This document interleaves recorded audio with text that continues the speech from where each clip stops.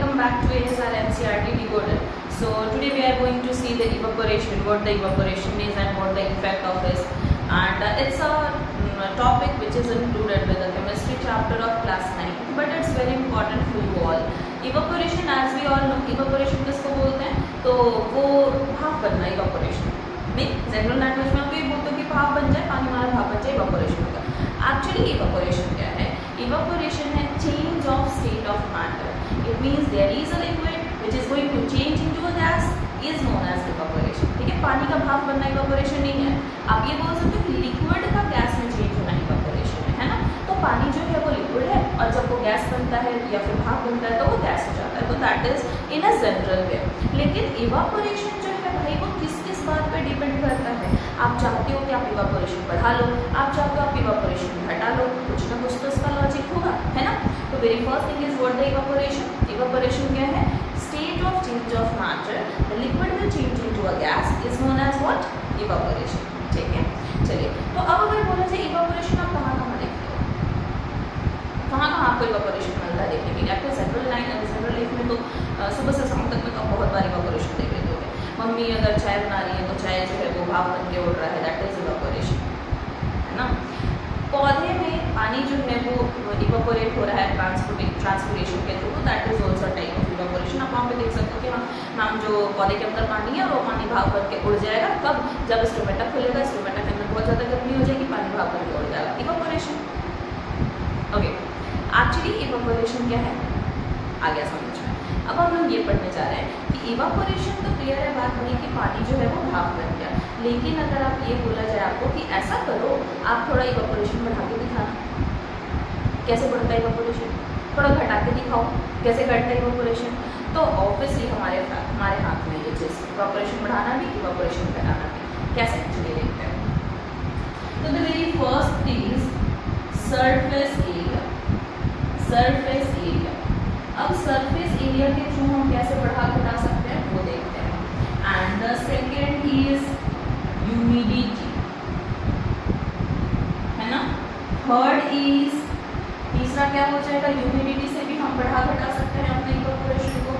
Next क्या हो जाएगा सरफेस एरिया के बाद, that is what, temperature.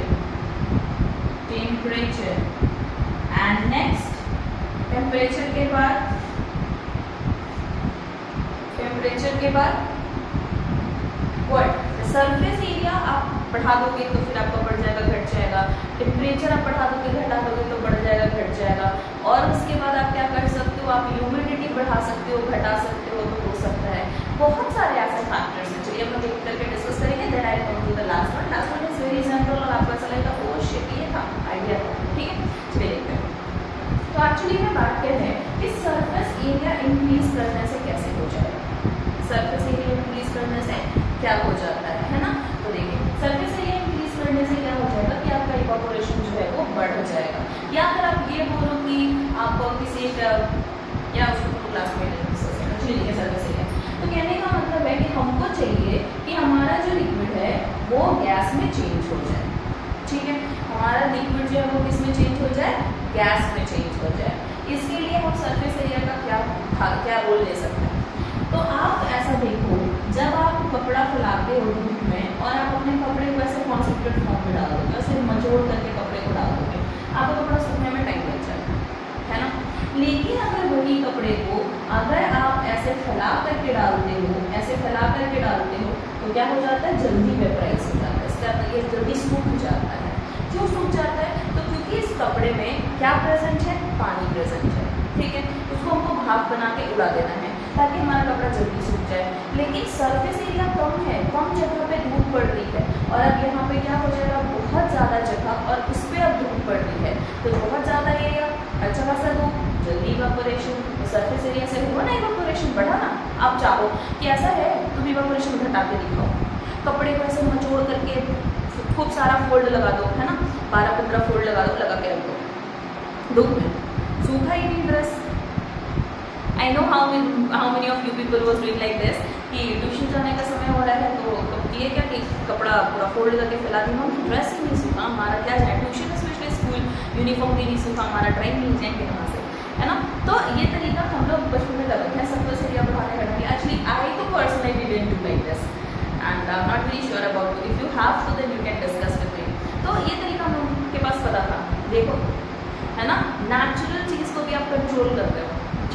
Conditions हमारे पास हैं जो बहुत सारे इफेक्ट्स को हम कंट्रोल कर सकते हैं विद द साइंस ओनली। चलिए तो पहला चीज समझ में आ गया। तो सरफेस एरिया से क्या करेंगे, इफ वी इंक्रीज, आप ऐसे लिख दो, if we increase the surface area then क्या हो जाएगा आपका इवापोरेशन भी जो है वो क्या हो जाएगा, बढ़ जाएगा। मतलब सरफेस एरिया इंक्रीज करो इवापोरेशन बढ़ गया, सरफेस एरिया डिक्रीज करो इवापोरेशन घट गया।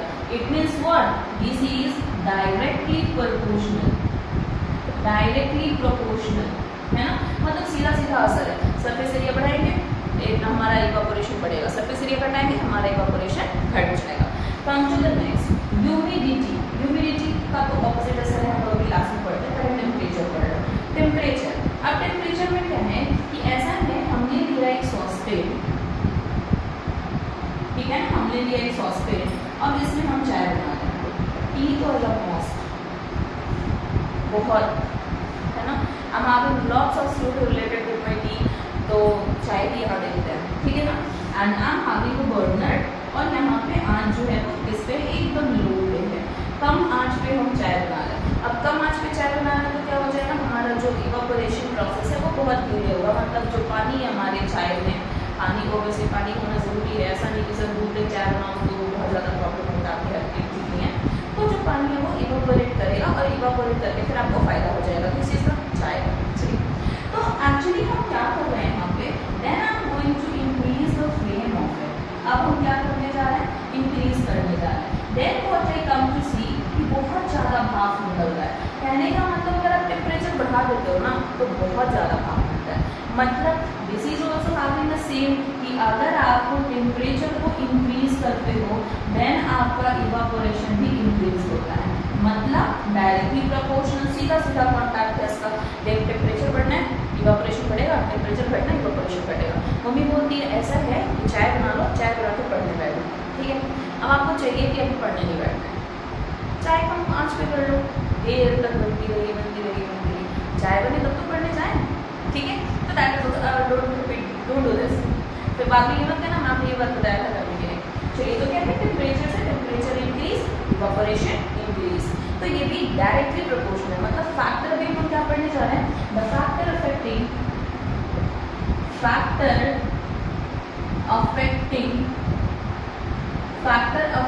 इवापोरेशन। क्या क्या चीज़ है जो इवापोरेशन पे असर कर सकता है, मतलब कि इवापोरेशन को बढ़ा सकता है, इवापोरेशन को घटा सकता है। तो बहुत सारी चीज़ें इवापोरेशन को बढ़ा सकता है, घटा सकता है। तो हम लोग क्या करें, second, now come to the third one. किसी को पता है थर्ड वन क्या होता है, और किस चीज़ से हम इवापोरेशन बढ़ा घटा सकते हैं, दैट इज योर विंड। कैसे होगा विंड से, अब देख लो हवा चल रहा बहुत तेज, अभी तो ऐसे भी चल रहा है ना। तो क्या करना है आपको, बस चुपचाप से आप कपड़े को फैला दो, फिर देखो हवा से ही आपका कपड़ा सूख जाएगा, कोई ज़रूरत नहीं सनलाइट की। तो कहने का मतलब जितना ज़्यादा हवा उतना ज़्यादा इवापोरेशन। कोई बता सकता है कि हवा से इवापोरेशन कैसे हो जा रहा है। एक्चुअली क्या है कि जब हमारा कपड़ा जो है उसमें जो नॉर्मल टेम्परेचर की वजह से, या रूम टेम्परेचर बोल सकते हो, इन्वायरमेंट टेम्परेचर बोल सकते हो, उस टेम्परेचर की वजह से जो पानी है वो भाप करके ऊपर की तरफ आ रहा है। तो आसपास जो आपका तौलिया है या फिर आपका जो ड्रेस है, उस ड्रेस के आसपास में क्या पड़ा प्रेजेंट है, वाटर वेपर प्रेजेंट है, जो अभी भी कपड़ा छोड़ के बाहर निकला है भाप, है ना। ऐसे समझिए कि आप कपड़े फैलाए हो और अभी धूप नहीं है लेकिन गर्मी है, थोड़ी बहुत हवा चल रही है ना, बाहर छत पे हवा चल रही है। अब हवा चलने से आपको कपड़ा जल्दी कैसे सूखता है वो देखो। फ्लटर करता है वो तो ठीक है, बहुत तेज हवा चलेगा तब तो फ्लटर करेगा, है ना।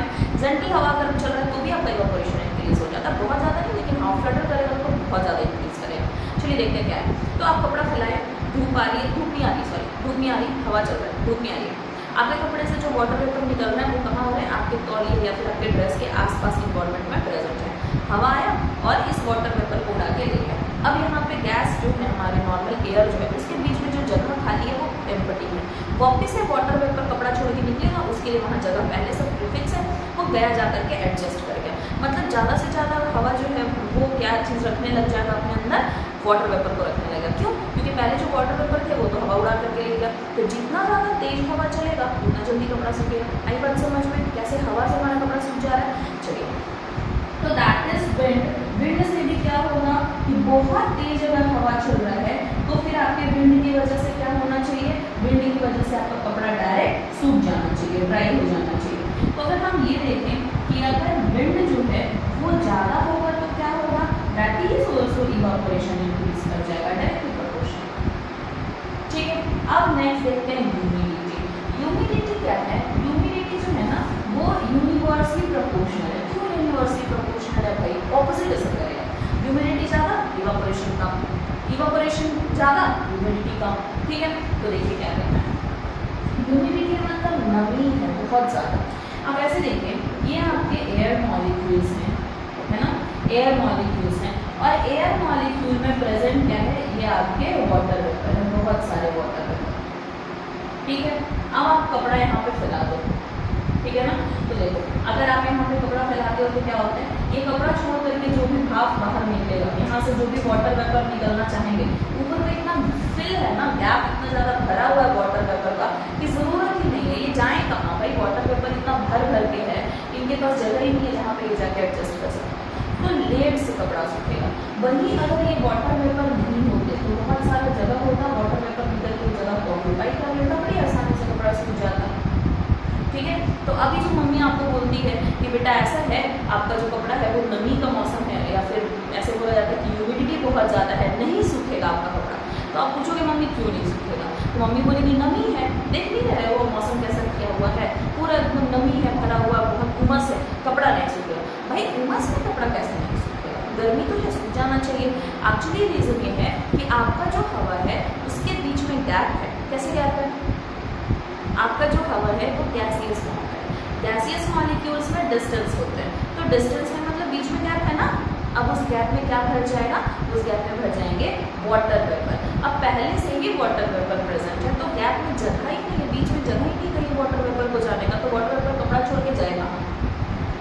आई बात समझ में, इसीलिए बरसात के समय में आपके कपड़े जल्दी नहीं सूखते हैं, इवन तो आप उसको फैला देते हो, बाहर छत पे भी डाल देते हो, लेकिन फिर भी नमी नमी वाला मौसम है तो कपड़ा जल्दी नहीं सूखता है। फिर आप क्या करोगे, रात में फैन चलाओगे, फैन के नीचे डाल दोगे, again the same condition, wind जितना तेज विंड उतना ज़्यादा इवापोरेशन, और जितना ज़्यादा इवापोरेशन उतना जल्दी कपड़ा ड्राई। आगे बात समझ में। So this is the all what we are going to learn about the factor affecting evaporation. तो बोलेगा किस किस चीज़ का असर इवापोरेशन पे पॉजिटिव हो रहा है, तो इवापोरेशन पे सरफेस एरिया का असर पॉजिटिव हो रहा है, तो सरफेस एरिया इंक्रीज करेंगे तो आपका क्या हो जाएगा, इवापोरेशन बढ़ जाएगा। इवापोरेशन पे टेम्परेचर का पॉजिटिव असर है, टेम्परेचर बढ़ाएंगे इवापोरेशन बढ़ जाएगा। फिर विंड का भी वही असर है, टेम्परेचर बढ़ाएंगे बढ़ जाएगा इवापोरेशन। लेकिन अगर हम ह्यूमिडिटी की बात करें तो ये ऑपोजिट वर्क करता है, आप ह्यूमिडिटी इंक्रीज है कपड़ा देर से सूखेगा, ह्यूमिडिटी डिक्रीज है कपड़ा जल्दी सूखेगा। आगे बात समझ में, ठीक है। So that's all for this video. Later on we will discuss the next topic, and I think it's about circulatory system. Thank you.